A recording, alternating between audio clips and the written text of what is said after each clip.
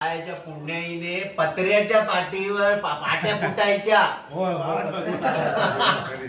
तर पाठी मला आणला आईने, तुमच्याकडनं तुम्ही दिली, त्याच्यावर मला आईने शिकवलं, मुंबईला नेला, मी शिक्षक झालो, गुरुजी झालो, आता रिटायर पण झालो तुमच्या पायाच्या पुण्याईने. या घरी या. का हो कृपेने झालं, कळलं की नाही.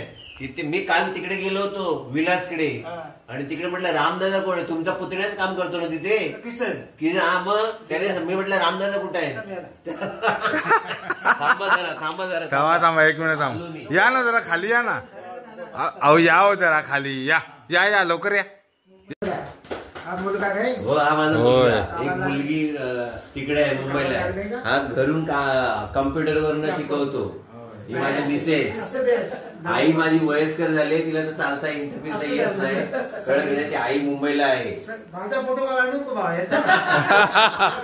नाही तुमचा काढणं आठवण पाहिजे ना आम्हाला. खरोखर सारख्या दगडाच्या पाट्या फुटायच्या ना. तर मग आता आईने प्रयत्न केला. आई म्हणाली आता ह्याच्या पाट्या फुटतात, आता ह्याला पाठी कुठून आणायची. मग नंतर माहिती काढला की डुगीतल्या रामदादाजवळ पत्र्याची पाटी आहे. पत्र्याची पाटी आईने आणला मला, त्याच्यावर आम्ही शिकलो. कळलं की नाही. होय ना.